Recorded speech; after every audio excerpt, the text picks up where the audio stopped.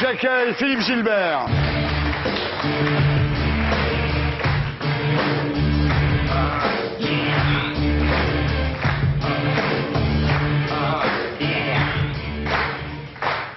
Bonsoir, Philippe Gilbert, vous êtes informaticien, vous vivez à Lussac Saint-Émilion en Gironde, mais depuis de nombreuses années, vous passez plusieurs semaines par an au Sri Lanka, où vous étiez le jour du tsunami.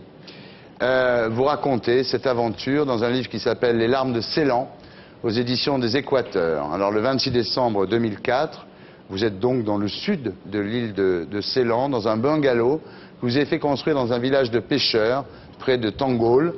Vous y vivez 4 mois par an. Vous êtes amoureux de Ceylan, vous êtes tombé amoureux de Ceylan. Vous avez des amis sri-lankais, notamment MH, parce qu'ils préfèrent qu'on l'appelle comme ça, et Kamina, sa femme. Ils ont une petite fille, Osandi, qui a 7 ans, qui joue avec votre petite fille, Juliette, qui a 4 ans. Voilà. En effet, Delphine, votre fille, et Jérôme, votre gendre, sont venus passer des vacances à Ceylan. Ce matin-là, votre gendre vous propose d'aller pêcher, mais avant, il va faire le marché à Tangol avec votre fille. Il est 9 h, vous surveillez les 2 fillettes, elles dessinent. Et là, une touriste qui loue une chambre chez MH, votre voisin sri-lankais, est surprise par une vague que vous qualifiez de téméraire dans votre livre et se réfugie dans le jardin et vous l'aidez. À ce moment-là, vous avez le sentiment qu'il se passe quelque chose d'extraordinaire ou vous trouvez ça presque naturel? Non, à ce moment-là, je trouve ça tout à fait naturel. Je suis habitué à voir la vague de temps en temps venir lécher le bord du bungalow. Donc, ouais. Non, je suis pas du tout surpris. Pas surpris. Alors, l'eau passe la clôture du petit jardinet. Vous réagissez pas plus à ce moment-là. Vous rentrez dans votre bungalow pour pas être mouillé. Et là, le flot d'eau s'engouffre dans la pièce en fracassant tout sur son passage. Hein. C'est-à-dire que là, la porte d'entrée vole en éclats. Quoi. Là, vous comprenez qu'il se passe quelque chose de... Oui, là, à ce moment-là, je prends conscience, même si j'ai pas conscience totale de ce qui va réellement se passer quelques secondes après, là, je commence à comprendre que ça n'est pas normal, en fait. Ouais. Voilà. Vous comprenez qu'il se passe quelque chose. Il y a un deuxième flot qui est torrentiel, dites-vous. Vous avez de l'eau jusqu'au cou et vous sortez du bungalow où vous êtes réfugié. Et dehors, la vision est absolument terrifiante. Il y a une vague monstrueuse et vous avez cette image, vous dites, j'ai l'impression d'être comme un Égyptien dans le film Les 10 Commandements, au moment où la mer Rouge se referme. C'est-à-dire que vous êt submergé par la masse d'eau. C'est ça. C'est ça. Et ma première pensée, ça a été, tu vas pas souffrir. Ouais. Ouais. Quand vous voyez un truc comme ça. Là, vous pensez que vous allez mourir à ce moment-là? Ah oui, j'en suis tout à fait persuadé. Je suis simplement rassuré à l'idée que ça va aller très vite et que je souffrirai pas. Ouais. Donc, ah oui, pour moi, là, je suis mort. Hein.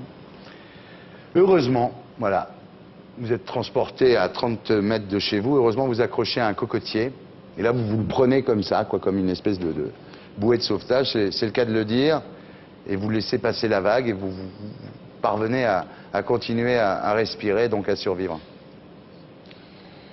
Tout ça se passe très très vite, hein, vraiment très très vite. Et après, une fois que vous êtes accroché, c'est interminable. Ouais. Hein, alors, faut que ça cesse, Ouais. Et puis ça cesse. Voilà. Et vos enfants étaient en sécurité, là? La chance de ma fille et de mon gendre, c'est qu'ils étaient partis au marché ce jour-là. À une heure tout à fait inhabituelle. Hein. D'habitude, ils partent au marché beaucoup plus tard que ça. Là, ils sont partis. Et d'habitude, ils emmènent Juliette avec eux. Et là, je leur dis, vu l'heure, laissez Juliette, elle est avec Osandi tranquille, laissez, je vais les garder, quoi. Vous demandez donc où sont Osandi, la fille de vos amis sri-lankais et Juliette. Oui, il faut savoir que là, vu le spectacle auquel j'ai assisté, je n'ai pas le moindre doute sur le fait que Juliette et Osandi soient mortes. Hein. Je veux dire, elles ne peuvent pas avoir... je vois la chambre où elles étaient, je vois tout, il y a un bateau dedans, donc je n'ai plus de doute là-dessus. Maintenant, il me reste un truc terrible à faire, c'est d'annoncer ça à ma fille, de revenir, si vous voulez, d'aller vers eux, et d'affronter le regard de ma fille qui va me voir arriver, moi, vivant, tout seul, sans sa fille. Là, effectivement, vous les retrouvez sur le marché de Tangol. Ils sont même pas mouillés, évidemment, puisque c'est à des kilomètres de là. Vous dites jamais, je n'oublierai le cri de Delphine, un cri dément, insoutenable. Oui. Rien d'autre à rajouter. Ouais. ça m'a marqué pour le restant de mes jours. Ça, oui. Alors, ensuite, vous allez dans un hôtel qui est situé à 7 km de Tangol, sur les hauteurs, un hôtel qui s'appelle le Eva Lanka. Et là, vous êtes choqué parce qu'en fait, les touristes, évidemment, ils ne savent pas ce qui s'est passé, donc ils profitent de la journée de vacances comme si de rien n'était. Et nous, on arrive là, enfin encore que ma fille et mon gendre étaient correctement habillés, mais en ce qui me concerne, j'étais en loc, en sang. Ça fait un drôle d'effet hein, de voir qu'il y a des gens qui ont pu ne pas se rendre compte du tout de ce qui s'était passé. Alors, il y a une personne qui est concernée quand même, c'est Hélène Devingue de LCI, qui là, avec son compagnon Emmanuel Carrère, l'écrivain, et elle vous parle et vous témoignez sur LCI de ce qui s'est passé en fait, ce jour-là. Oui. Et ça a été le départ de tout, ça a été, si j'ose utiliser des mots comme ça dans notre situation, ça a été une chance inouïe. Une chance inouïe parce que, si vous voulez, il est évident qu'on aurait de toute façon aidé les très proches amis, ne serait-ce que de cette sortie de ça. Mais là, le fait que j'ai été, par chance, le premier à témoigner, ça a tout de suite amené les médias vers nous quand on est rentré en France. Bon, c'est pas trop mon style de jouer avec ça, mais là, je crois que j'avais pas le choix. Il aurait fallu que je sois très con pour ne pas jouer à ce jeu. Donc, on a laissé les articles paraître dans Paris Match.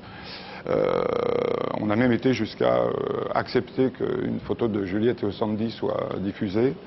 C'était pas de gaieté de cœur, mais je crois que c'était le seul moyen pour qu'on récolte la somme maximale nous permettant d'aider non plus 1, 2, 3 familles, mais quelques 50 ou 100 familles, puisque c'était notre objectif à partir de ce moment-là. Alors, ce que vous découvrez à ce moment-là, c'est qu'il est impossible de rapatrier le corps de votre petite fille, Juliette, pour la faire incinérer en France. C'est purement interdit. Donc il faut le faire au Sri Lanka. Et un jour, vous irez jeter les cendres de Juliette dans un jardin botanique à Kandy, près d'un massif de bougainvilliers. Alors, vous vivez depuis avec une espèce de culpabilité. Vous vous dites évidemment, j'aurais pu la sauver. Alors, il y a une chose qu'on ne comprend pas bien dans le livre. Quand la vague arrive, est-ce qu'elle est sur la terrasse de votre bungalow, sur la terrasse du bungalow de votre voisin MH, ou est-ce qu'elle est dans une pièce de la maison de votre voisin MH? Elle est une dizaine de mètres derrière moi, même pas, enfin admettons une dizaine de mètres derrière moi, dans une chambre d'hôte, quoi, si vous voulez. Elle joue avec sa petite copine Sandy. Il y a 10 mètres. Il y a 10 mètres. Vous l'aviez sous les yeux à ce moment-là? J'avais aucune raison à ce moment-là, avant que la vague arrive, de les surveiller de très près. C'est un endroit très en sécurité. C'est vraiment, c'est un véritable paradis. Donc il n'y a aucune raison de les surveiller de plus près que d'habitude. Par contre, après, entre le moment où la vague m'est arrivée dessus et le moment où je me suis retrouvé 30 mètres plus loin, accroché comme un con à ce cocotier, je peux même pas dire que j'ai pensé à ce moment-là au Sandy et à Juliette. J'ai pas eu le temps. J'ai pensé à rien, strictement à rien. Voilà, alors là, vous commencez avec votre gendre Jérôme à échafauder une association pour aider les habitants de ce petit village de pêcheurs. Vous inventez ce qu'on appelle le kit de nécessité. Alors c'est quoi exactement? Vous savez, ça consiste... D'abord, on s'improvise. On n'a jamais fait l'humanitaire. Donc, vous arrivez avec un trac pas possible en vous demandant si vous allez être à la hauteur. Parce que c'est quand même... vous n'avez pas le droit de vous planter, là. Et puis, vous allez à l'essentiel. Vous distribuez des feuilles de papier dans le village et vous dites aux gens, en fait, vous prenez le... T'as besoin de quoi? Prenez la commande, quoi. Voilà, t'as besoin de quoi? On n'est pas les blancs sauveurs venant à la rescousse. Non, non. Là, on se fait tout petit. De quoi tu as besoin? Et on s'aperçoit, ça va très vite, c'est en quelques jours, les besoins sont toujours les mêmes. Un lit, un matelas, et ça a pris une importance terrible après, vous verrez. Une moustiquaire, des ustensiles de cuisine. Ah là, vous vous dites, il y a des besoins, c'est vraiment élémentaire. Leur rendre leur dignité, en fait, voilà. Attention, la plupart des familles n'ont plus de toit, n'ont plus de... Mais au-delà du fait qu'elles n'aient plus de toit et plus de maison, elles mangent dans des feuilles de journaux et les enfants dorment par terre sur les ruines des maisons. Et ça, je l'ai vu de mes yeux, Là, vous vous dites qu'il y a urgence, alors vous ne cherchez pas à vous organiser. Hein, genre ça, vous partez au quart de tour, vous foncez. Alors vous faites des bêtises. Hein, vous mettez 4 jours à équiper 10 familles parce que vous pensez qu'il faut faire le tour des commerçants, etc., Ouais. etc. Puis après, on devient un petit peu moins bête. On se dit, on va s'organiser, on va distribuer des tickets aux gens, ils vont aller eux-mêmes dans les boutiques. Puis tout ça se met en ordre.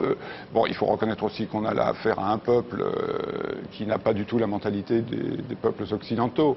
On est sur des gens qui sont face à ce malheur d'une dignité déjà absolue, extrêmement réservés. Il n'y a pas de panique, il n'y a aucune scène de panique. Alors que, il ne faut pas oublier que là, on est au bout de la première semaine, on sait qu'on va avoir 700 familles à équiper. Là, ça y est, on le sait, on va pas pouvoir. On a mis une frontière, si vous voulez, Médakétia, mais c'est horrible déjà, ça, cette frontière. Ouais. De dire, toi, t'es de l'autre côté de la route, tu rentres pas dans le. Alors, voilà, vous vous mettez au boulot avec Jérôme pour essayer de les aider. Et en revanche, pas de traces d'ONG, vous dites où sont les dons? Où sont les 20 tonnes de médicaments amenés dans cet Airbus 310? Ça a coûté 300 000 € pour acheminer les dons. Vous ne voyez rien. Vous voyez des 4x4 flamboyants, dites-vous, des 4x4 neufs de la Croix-Rouge. Et vous dites qu'une de ces voitures vous permettrait à vous, enfin en tous les cas aux gens du Sri Lanka, de reconstruire 100 maisons. Dans l'avion, on s'inquiétait de savoir comment on allait pouvoir, nous, tout petits, là, en arrivant à Médakétia, s'entendre avec toutes ces ONG sur place. Ouais. Parce que, comme vous, on a entendu qu'il y avait des dons faramineux, que toutes les ONG étaient là-bas, que on s'est dit comment on va trouver notre place là. Ah, ça n'a pas été difficile, on était tout seul. Ouais. On était tout seul. Quand je suis arrivé au début février, on était tout seul quand mon gendre est parti fin avril. Absolument personne. C'est incroyable parce que la France a envoyé 190 millions d'euros. Alors il paraît que l'argent est placé dans les 6 caves monétaires. Ça, c'est un véritable scandale déjà. Ouais.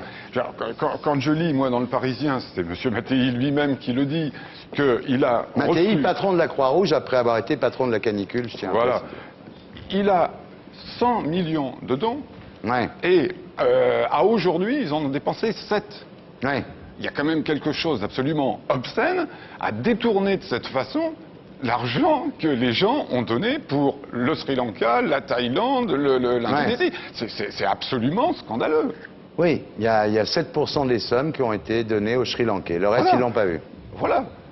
Moi, je ne remets pas en cause la bonne foi de ces gens. Je dis c'est de la bêtise. Mais en même temps, c'est tout à fait scandaleux. Donc il faut demander des comptes à la Croix-Rouge. Bien sûr.